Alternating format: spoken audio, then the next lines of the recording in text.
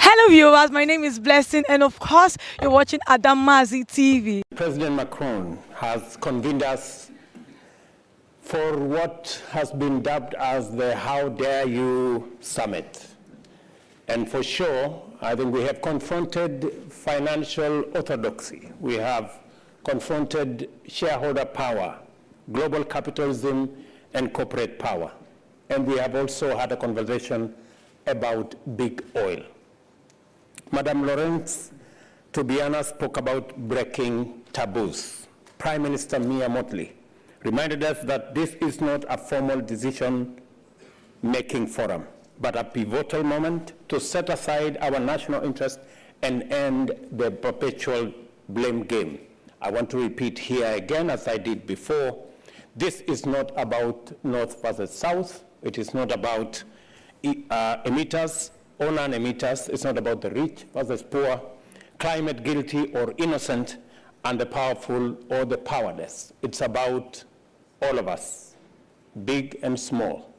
It's about us in our diversity. And it's about crafting a win-win outcome. These are the benchmarks we have established for ourselves. They will serve us as a criteria against which we must assess our agreement. We have agreed that no country should be forced to choose between eradicating poverty and preserving the climate. We have agreed on some additional resources to support the vulnerable and the poorer countries. We have advanced discussion on reforming the governance of the multilateral development banks. We have progressed the conversation on a new global source for financing for climate and the mechanisms that can be put together to insulate us from national interest and global power structure whose decision-making processes include all of us and not just a few shareholders. We are agreeing that for the first time, as we leave Paris, President Macron, and you have been incredible. You have run this like Kenyans should do. You have run it like a marathon.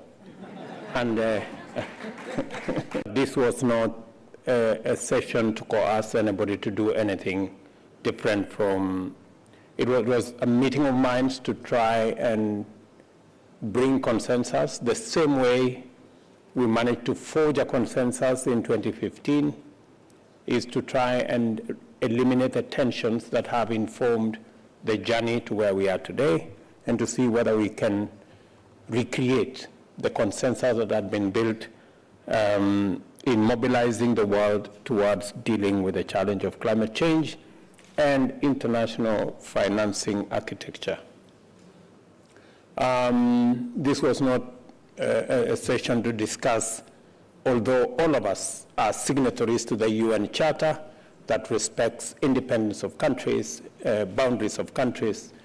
We are all believers in that, and that is why my colleagues from the African continent went to Kiev, went to St. Petersburg, because we believe there can be a peaceful resolution of all conflicts, including those in our continent, in Sudan, in DRC, in Somalia. There is always a way that we can resolve this in a peaceful manner. Our concern, at least those of us from the global south, and especially in Africa, is the effects the war is having on commodity prices, fertilizer, grain. That's really impacting very negatively on the cost of living. It's also raising concerns to us because of the challenge of energy. Russia having done whatever they did, many countries are going back to fossil fuel. You know, the examples are out there. We are getting reports that maybe the UK is going to switch on their coal plants. I think that's not good for what we are trying to deal with. It's not good for the challenge we are faced with, the existential threat that faces humanity. The moment we engage the reverse gear about the things that we had done and we thought we were making progress, it concerns not just us, but I'm sure it concerns humanity. the ultimate judgment of our success does not rest in our hands. In the coming days, the world will pass the verdict on us. But I must say, been part of this conference, we have made tremendous progress. I would have preferred to see a firm commitment building on the G20 debt suspension initiative to deploy a portion of the new development finance sought to provide greater fiscal space for heavily indebted countries by refinancing their maturing debts on more favorable and extended terms. Many of our countries lack the necessary fiscal room to take on additional debt. And we're saying this, as we discuss this new financing system, we value the incredible support by the multilateral development institutions, World Bank and IMF. We also have a wonderful relationship with China. They finance our infrastructure development. The tension between the West and China is unhelpful, is unnecessary, and is as useless as the tension between the North and South when we discuss climate change. That is not necessary. We must find the formula that will bring all our financing to respond to three issues: urgency, scale, and to make it much more affordable. That is the conversation that we want to have, and hopefully we have laid the seeds of that conversation to happen. Again, thank you, President Macron, for making it possible for China to sit here and for the West to sit here, and those of us from the African continent to be in the equation. We don't take it for granted. Let me mention three straight things. Number one, we are bringing our ideas. We've had a very honest but candid conversation around the table. We've had others, but they've also listened to us, because we believe that we do not want anymore to be a continent where people complain, where we are victims, where we are the corner. We believe that Africa can step forward in a very proud way to work with the rest of the world on the challenges we have and provide solutions. We agree, for example, with the suggestions that it could be difficult, maybe nations, maybe when we talk about national interest, how do you enforce carbon tax? How do you enforce shipping tax? How do you deal with financial transaction tax? I mean, they are legitimate concerns. But I dare say, those who met in that little room in Bretton Woods had as difficult choices to make as we have today. But they didn't walk away from it. They forged a consensus. I think in the world we live in today, there is a lot more creativity, there is a lot more innovation.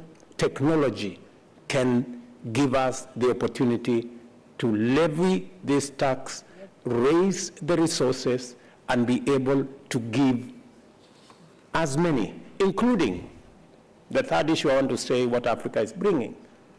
We are the continent with the largest renewable energy reserves, whether it is wind, solar, geothermal, hydro.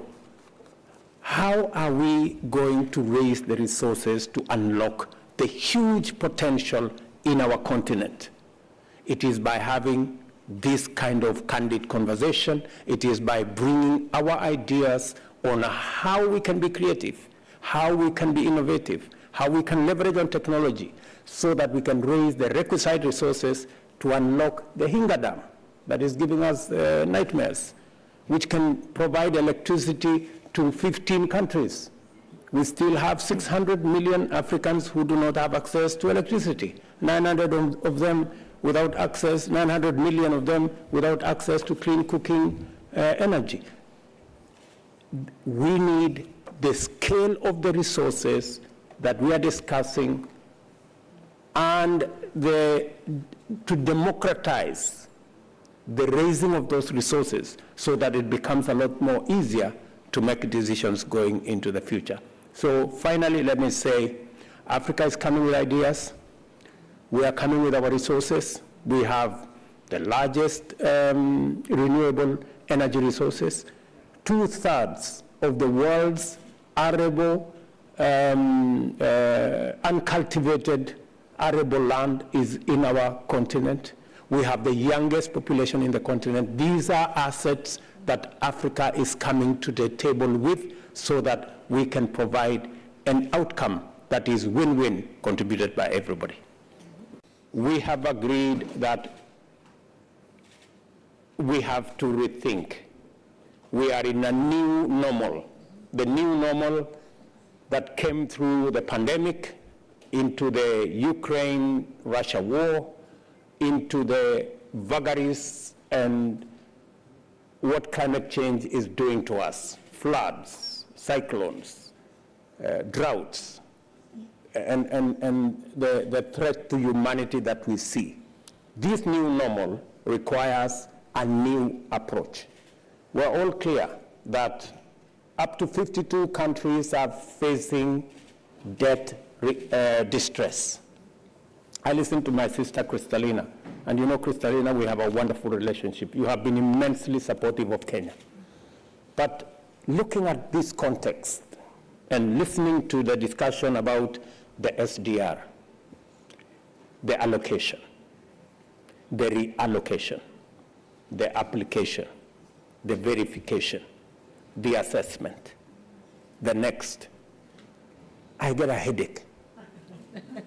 Honestly, I sincerely think that there is a much more creative way of dealing with this.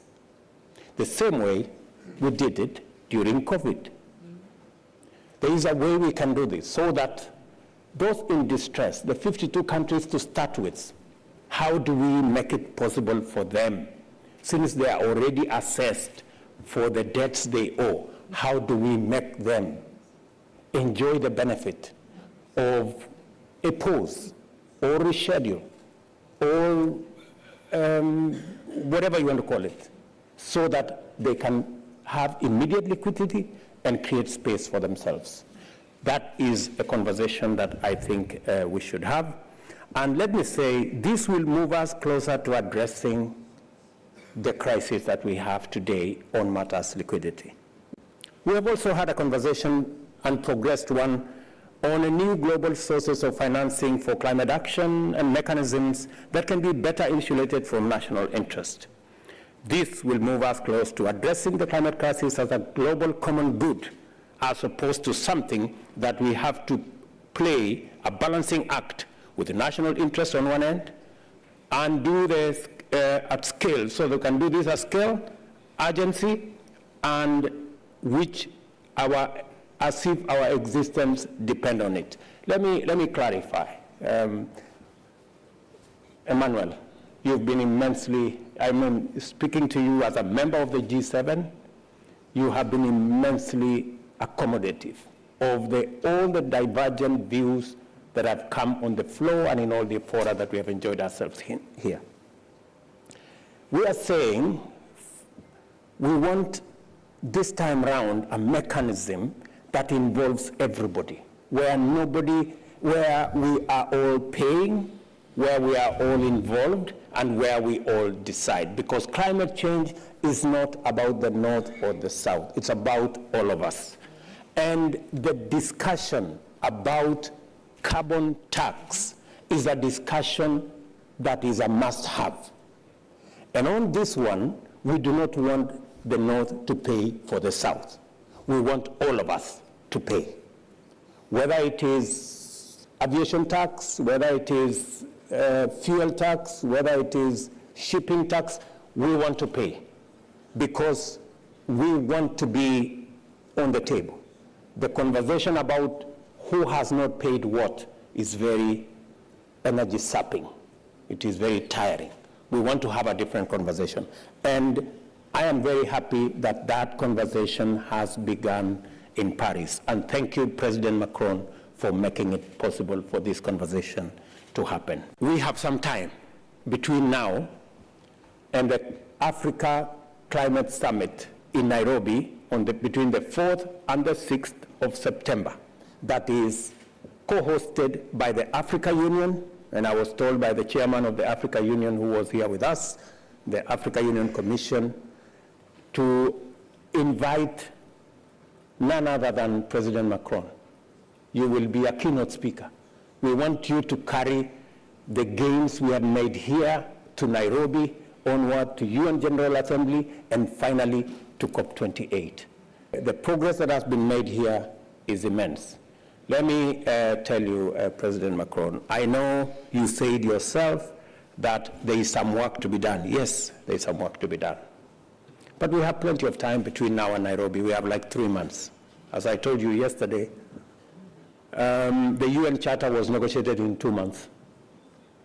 I also said that the Bretton Woods institution where Kristalina and Ajay are working, they were negotiated in a little village, a little town called Bretton Woods in 1945, in 3 weeks. We have a lot of time between here and Nairobi, and between Nairobi and COP28, we can fix this, and it can happen for all of us. Thank you very much. On taxation, I am in favor of an international tax financing the efforts we will be called upon to make to fight against poverty and for the climate. I have reminded you that France has applied 2 taxes which were earlier proposed on airplane tickets on the one hand and financial transactions on the other. But you will agree that an international tax is an international tax when everyone has adopted it. And as we saw with socialism, international taxes do not work in one single country. And we are finding ourselves at a technological frontier. We cannot go on hurting ourselves all alone in our corner. We are going to have to try to oblige others to follow us and to be all mobilized. We are in favor of an international tax on maritime transport because it's a sector which hasn't been taxed, and there's no reason that it shouldn't be taxed. There's no reason it should not contribute to all the efforts that are being made all around the planet. I think that's an excellent cause. We need to go on mobilizing people. We have a club of people who are like-minded, and I think that it's not the only area in which we're going to have to negotiate, but we will negotiate there, and we will begin with probably a very modest contribution because it's a sector which is decarbonizing and we're supporting them to that end, but it's also entirely justified that the very high, sometimes income streams which are made there be taxed. But for that, in order to work, we have to do the same thing that we've done with international taxation, minimum international taxation, which is that we need to have a series of countries that are following the lead. And to be very clear, if China, the United States, and some key European countries that also have large firms involved don't follow, then you'll set up a tax, but nothing will happen because the people who you tax will go toward countries where you don't pay the tax. And so obviously key countries in this area have to be brought on board, and we're going to go on working along those lines. And our next meeting at the IMO in July will be of decisive importance. You've understood, these aren't just words. These are concrete answers. This is a follow-up mechanism. And at the very latest, in 2 years, we'll meet again, but there will certainly be some intermediate meetings and some in-depth changes. This mechanism is meant here as well to include on a very broad base, as President Ruto reminded us, this is our goal, not just with our governments, but with our civil populations. 2 comments by way of conclusion and some thanks. One comment, I think the strength of this summit was to bring together here a bit more than 40 heads of state and government, G7 member countries, major emerging countries, poorest countries, countries recently impacted by climate change, and who have an experience of vulnerability coming from all parts of the world. Our discussion was very free. In our plenary session today, at our dinner yesterday, where people were called on for certain things, were criticized, but I think that's a necessary precondition to build this clear, lucid, serious structure. I think its method means that our summit was called upon to bring about unity in the international community in terms of the answer we bring to our twin problems, the fight against inequality and the fight for the planet. If we fail, we will certainly head toward a fragmentation of our international institutions. Those that exist have been progressively made less legitimate by the poorest, and people have money and ideas need to be able to contribute to it in a very different way, and that will come. I think our responsibility is to uphold this unity in the service of the common good and of our principles, which we have redefined here. Finally, I would like to thank everyone who made the summit possible, obviously the heads of state and government, the Secretary General, my personal representative, their teams, the team from the Élysée, which were all on board, the ministers who have been here, their closest teams, their national administrations, whether we're talking about the Quai d'Orsay or Bercy in France, the Foreign Ministry and the Finance Ministry, which contributes to the discussion of all these texts, and then the French Development Agency and many other structures. I would also like to thank the Paris Peace Forum and its team, which also were of great assistance, and all the NGOs and representatives of civil society who were involved. We made a commitment, and it was held to say that 50% of the delegations and of the invited delegates coming from all continents, but would also come from civil society. And I want to thank all the NGOs who made that possible, who were mobilized, the representatives of civil society, and especially of youth. We heard from yesterday in the opening session particularly, and who had a lot of feedback into the platform of the summit, our site, and everything that was set up by our Secretary General. And they will go on working with us over time in the follow-up mechanisms. I won't go on at any greater length. I would simply like to answer the 3 questions which we will have. Thank you. I do share these concerns. It was a commitment made in Paris Agreement, and the expert at the opening session of this summit told us that now we were getting this 100 billion climate fund, but it's clear that it was too slow, and we want now a concrete analysis.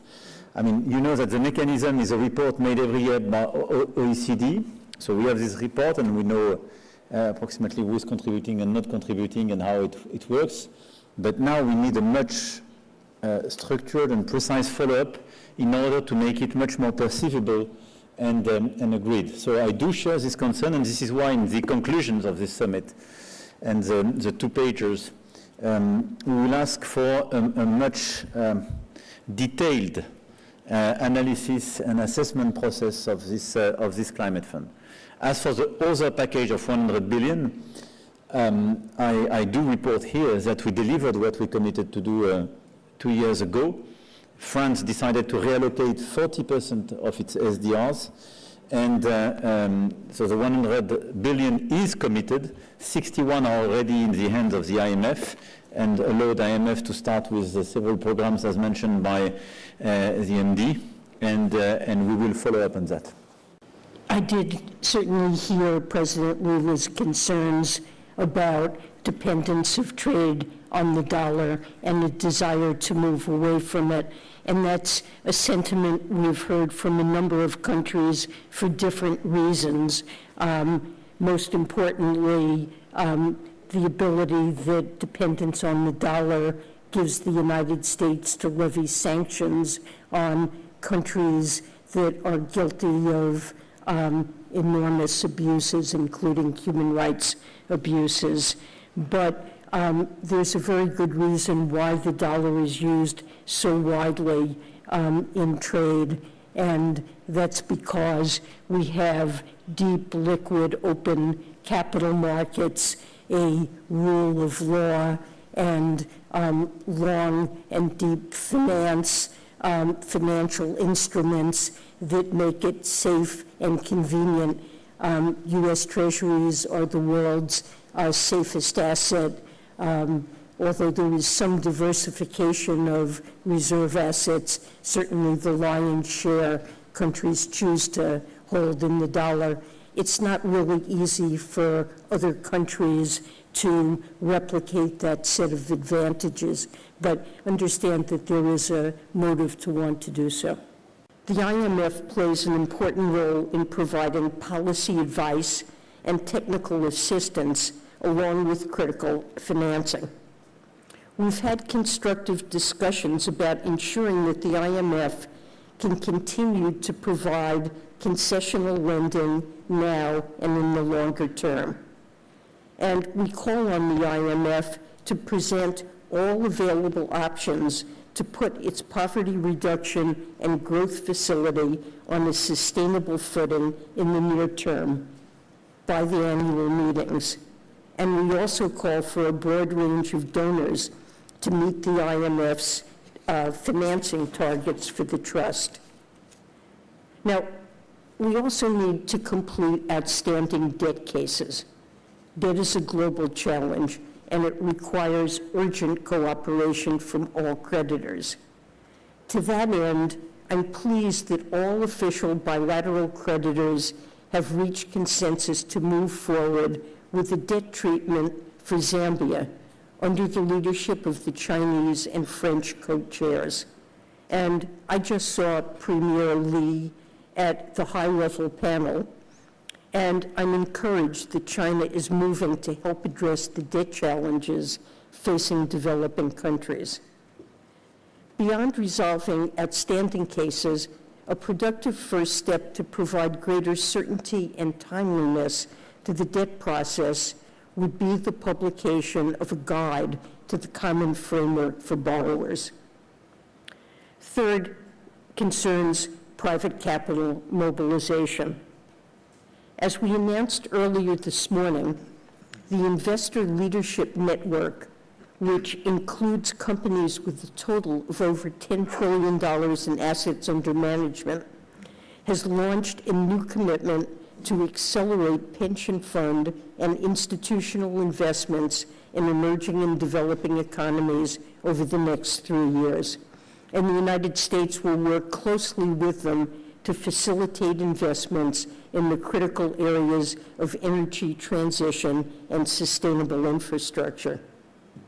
I also continue to believe that MDBs should launch a set of more innovative tools to boost private capital mobilization. And that is a priority shared by many leaders of these institutions, like President Bonga. We've already taken significant complementary action. Through the G7, we seek to mobilize $600 billion for high-quality infrastructure investment through the public and private funds over 5 years. And the United States has already achieved $30 billion of its $200 billion commitment. And through initiatives like the JETPs, or Just Energy Transition Partnerships, we're bringing public and private sources of funding together to provide tens of billions of dollars to fight climate change and spur economic development in emerging economies. Well, the challenge to the world that has brought us here to Paris is to make sure the global financial architecture can orient the necessary finance toward the essential tasks of eradicating poverty, combating climate change, and building a global economy that allows people and the planet to thrive. There's a great deal of work to do, and I look forward to working with the leaders on this stage and many more to advance our shared efforts. Thank you again, Mr. President, for your leadership. The summit is an important milestone in our effort to evolve the global financial architecture to be more responsive to the tremendous challenges and opportunities facing us. And the last 2 days have made me optimistic about the progress we've made so far and the momentum that I believe can carry us forward in the coming months. I'd like to touch on our progress in 3 areas that I focused on during my time here at the summit. First, our initiative to evolve the multilateral development banks, or MDBs. Global challenges like climate, pandemics, and fragility and conflict are putting development gains at risk. That's why I called for the evolution of the development banks last fall to tackle these global challenges with sufficient speed and scale. Our goal is to strengthen the MDB.